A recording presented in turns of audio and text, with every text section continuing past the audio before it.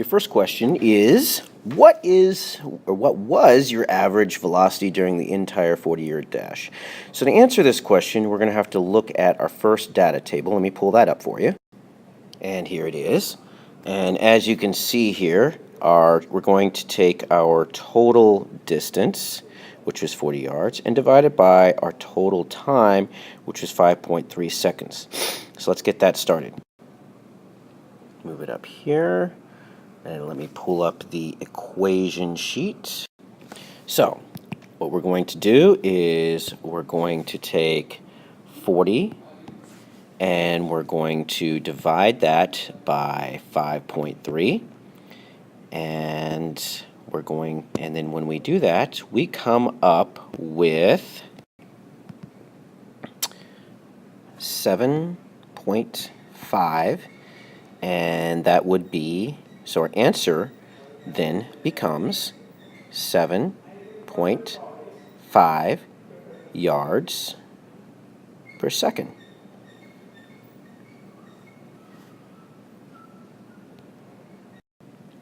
Next question reads, determine the interval in which you stopped accelerating. How do you know? Let's look at that. So as you can see here, I put my two graphs up here, and you see this section right here is a curve.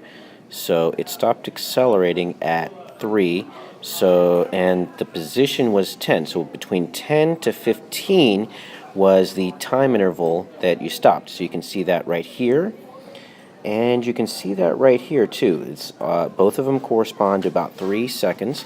And so where was he about 3 seconds? Between 10 and 15 yards. So that is our answer.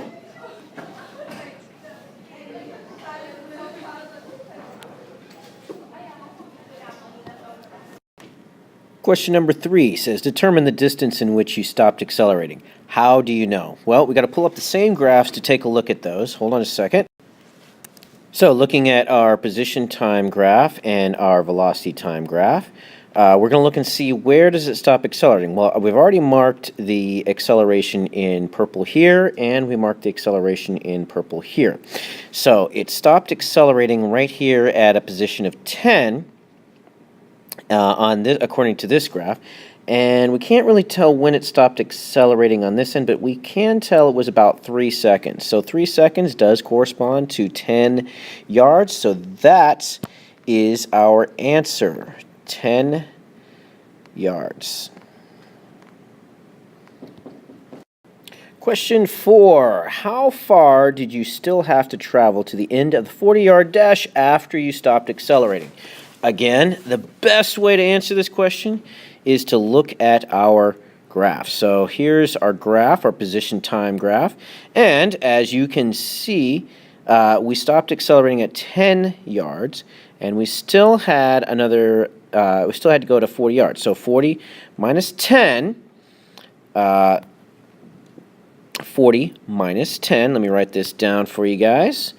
40 minus 10 is going to give you 30 yards. Easy, right?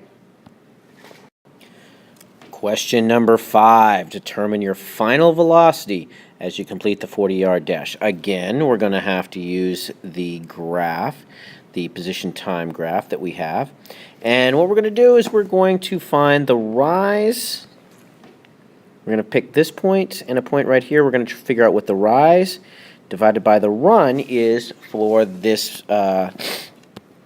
graph. So starting off with the rise. So if we're going to go from 10 all the way up to 40, that gives us a rise of 30 yards. Okay, and then we're going to start at 3 and go all the way over here to about 6.5. So 3 to 6.5 would be about 3.5. So we're going to use that. We're going to use that for our calculation. And when we calculate it, we're going to say that the velocity is equal to the rise, which is 30 yards, divided by the run, which is 3.5 seconds. And that's going to give us a velocity of 8.6 yards per second.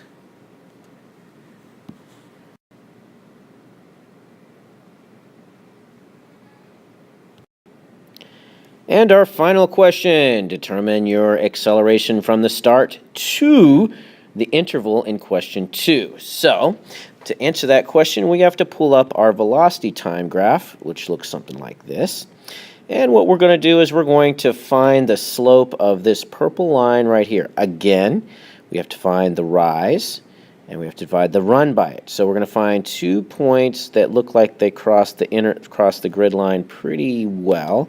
For example, I would pick this point right here and then come up here and pick this point right here.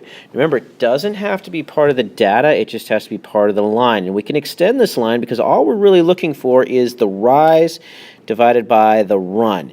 So the rise is going to go from about 2.5 is up there, all the way up to about 9. So 2.5, so 9 minus 2.5, 9 minus 2.5 is going to give us 6.5.